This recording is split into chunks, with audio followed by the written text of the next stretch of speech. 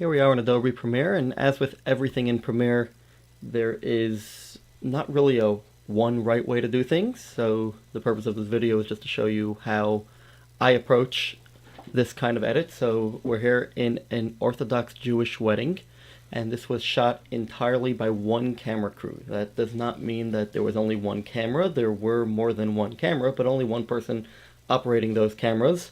At this specific wedding, it happened to have been myself. So I had different lenses on different cameras, and I alternated back and forth, but it was essentially shot with one camera.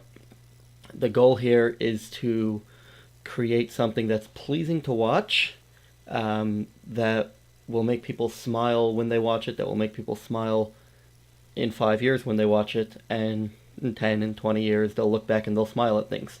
There's a fine line between cinematics and traditional video, where you just show everything, or cinematics where you try to create a movie or create something that didn't happen. There's a fine line where you can show everything that happened, yet keep it interesting. So over here I have my synced up sequence that Pluralize created, and you can basically see four main areas in this. This area here is, this beginning area is the whole beginning prep and other sort of things. This section here basically has my ceremony.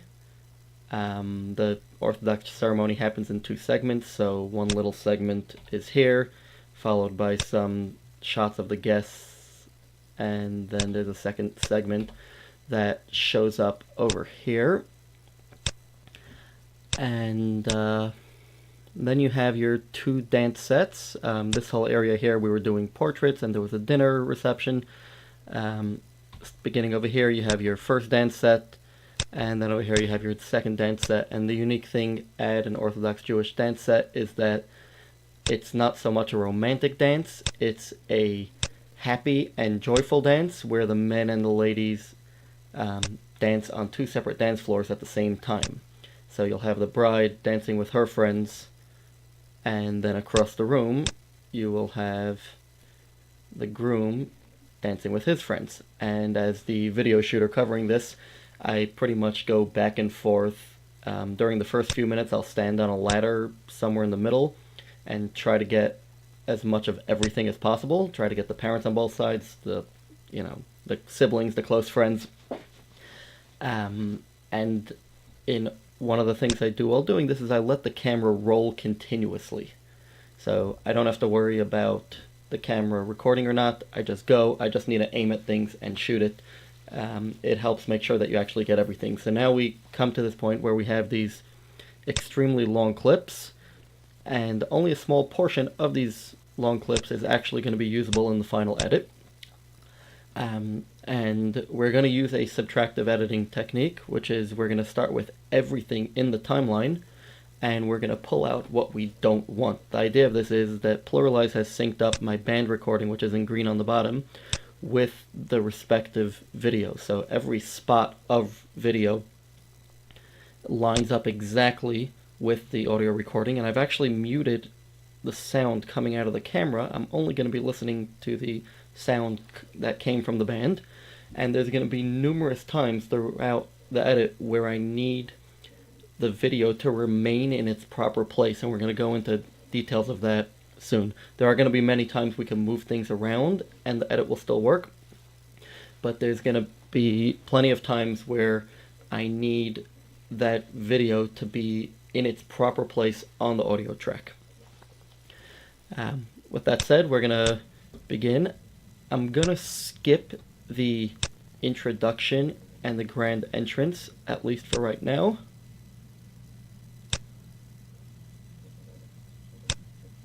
I just want to see what I captured on this camera here. Okay, so this camera here, this level here was capturing the grand entrance. I believe that's even in 4K. Yeah. So we'll cover that a little later. We're going to begin on this second camera here, which was actually rolling from the beginning. You see how I roll continuously. I had the camera just leaning against a wall, which is why you don't see anything, but it was already recording. That way I got my sound. And then right over here I picked it up. And now we're going to look for the first point where I actually want to begin using something.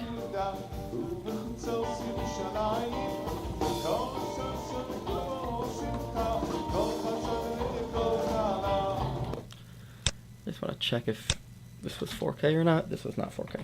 Okay, I'm not going to worry so much about the color. You see, it is very dark. We're going to do all sorts of color correcting and color grading later on. For right now, all I'm doing is I'm taking out the parts that are completely useless. So that includes points where the camera was moving between the two dance floors, points where it's just too shaky to see anything, points where it's completely out of focus. You also have to keep in mind that as this is a wedding, the goal is not so much to make a perfect movie. The goal is to provide a couple with beautiful memories, and there's going to be times where we have to make a decision to put in something that's a little bit less than perfect, because we know that this couple will appreciate it. Maybe a groom dancing with his brother, and the best shot we have of it just happens to be slightly out of focus. We're obviously going to keep that.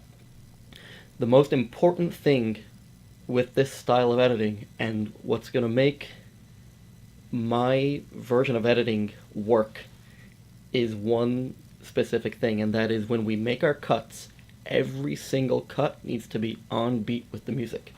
So obviously you can't see this on the screen recording, but I'm literally tapping my foot to the beat, and I'm going to be marking in and out points throughout the timeline. So we're going to start with when I see the camera come into focus and I see the shot that I want to start, I'm going to mark an in point, not right where the camera comes into focus necessarily. So let's just say not necessarily here, right? But rather at the closest point to this spot that's on beat with the music. So let's see how that works.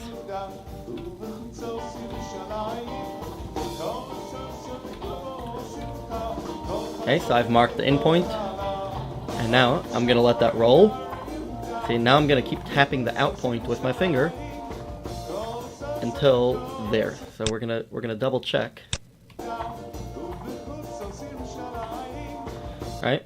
So now I have marked an in and out, and for the first few I'm going to do this slowly. The whole beginning of this clip can go out.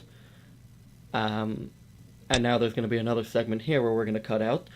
One of the nice things about Premiere is that you can actually mark these in and out points and make these cuts while it's playing live, and as you get better and better at it, I've reached a point myself where I can actually play this in real time and be editing it. But for the first few I'm going to do it a little slower. So now, the same thing happens. So I have my cut, and I want from right there. And then I'm going to cut out this middle. And now I'm just going to keep going here, marking the in point on top with my finger to the beat of the music. And I'm going to stop doing that the minute I see the camera move. So it may go for a little bit, right there.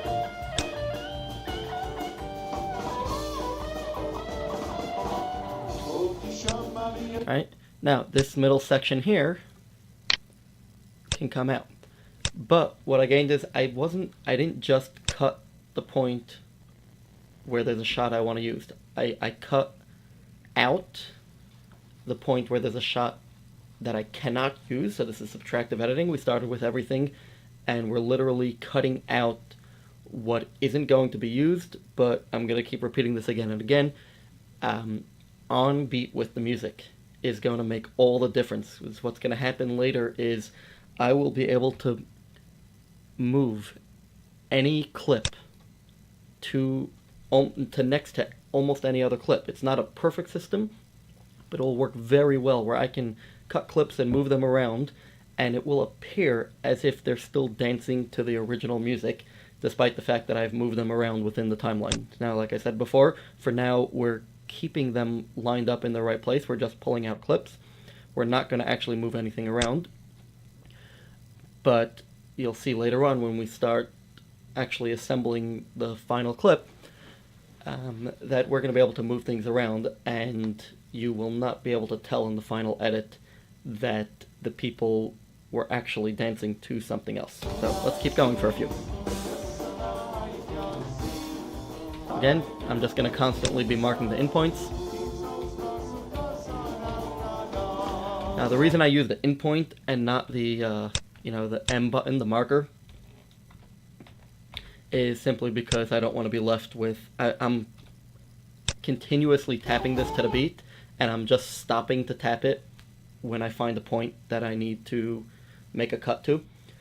So I don't want to be left with, marker points every few seconds. This marker is just one point that changes there, As with everything in Adobe, there's 1,000 ways to do the same thing, and it's very possible there's a different way to do exactly what I'm doing here, but this is the way I'm doing it.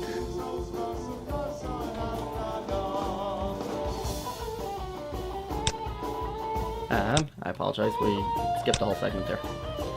Let's go back to here. Alright, you'll notice that's on the beat.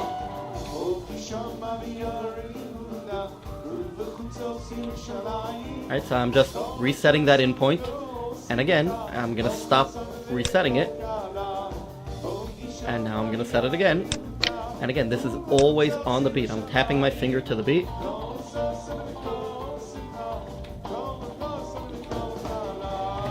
Click, right?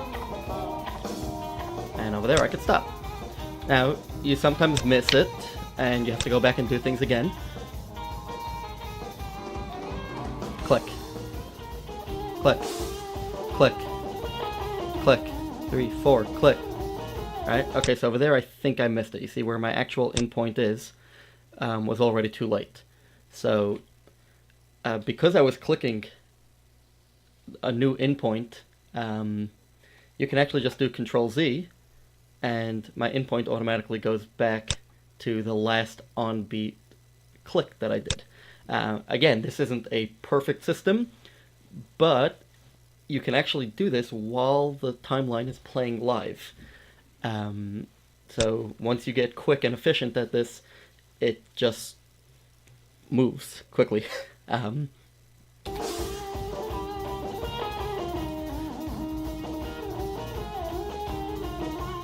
Right there.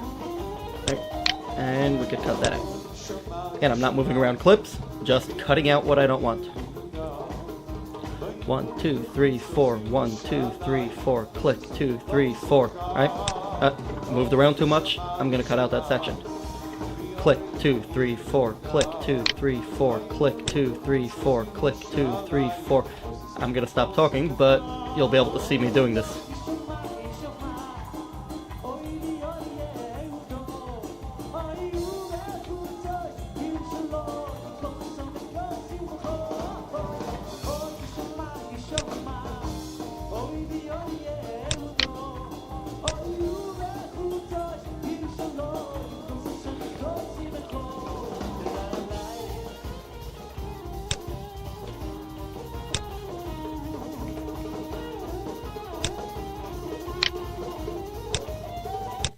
Okay, so I missed something there, so I'm just gonna go back. Okay. I don't necessarily need in the final edit the bride taking a drink. I do want when she starts dancing with her friend again.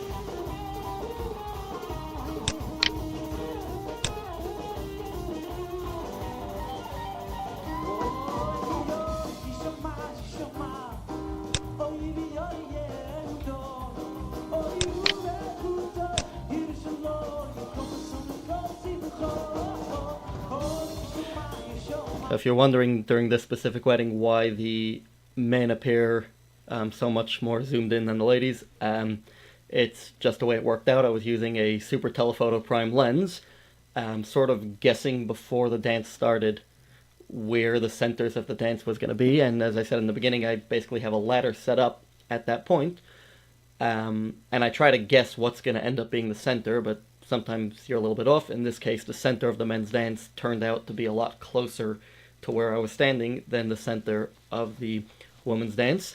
But for these first few minutes of dancing, where it's the siblings, the parents, the grandparents, and the most important people, I made the decision that the shot was good enough to just stick with the camera and get the shots instead of switching lenses or switching cameras and trying to miss a shot. It's also going to help the edit a little later on because it'll look like we're going back and forth between wide and tight shots when we go back and forth between the two sides. Back to edit.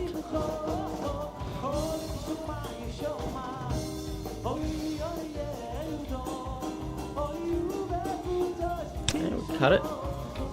And again, I'm just waiting for the shot to come into focus, and then the very next on beat. So count to 4, count to 3, whatever we're doing for that song.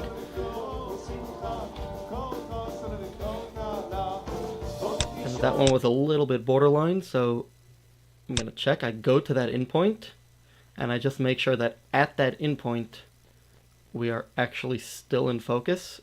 Another good way to check it is to actually make the space, and just make sure that the clip ends without the camera shaking. If your cut was a little bit off, so now I'm purposely making it a little bit off, you're going to see as the clip comes to an end, you're going to see that entire shot shake. Right? And that's what we don't want.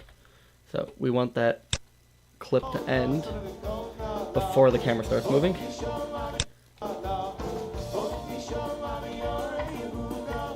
Okay, we'll start that one there.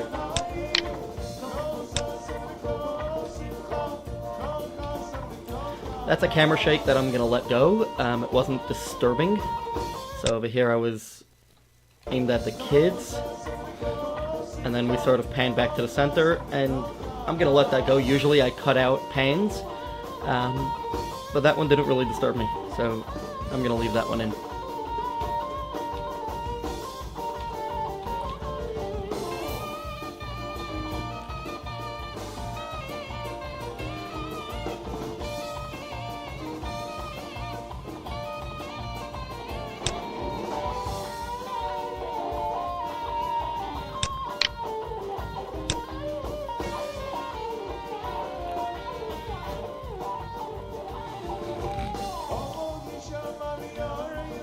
Alright, we're coming up to the end of this clip. That means I either switched cameras or switched lenses. It's irrelevant. We're just going to keep to the same system. Okay, so over there where the camera begins to shake, that's where we're going to cut this clip. I assume there's nothing else useful within this clip. Okay, so I must have climbed down from the ladder at this point. It's always a good idea to save every so often. So if you look what we have now from this shot, this was that intro clip, which we're going to deal with later. Here are literally the shots that we are going to use. And for dancing, I'm not looking to cut it down and make it shorter in any way. The dancing segment of the actual wedding often runs for more than 2 hours. And the usable footage from within that can easily be 35 to 45 minutes. If you make it too short, the clients always come back and want to know where the rest of it is.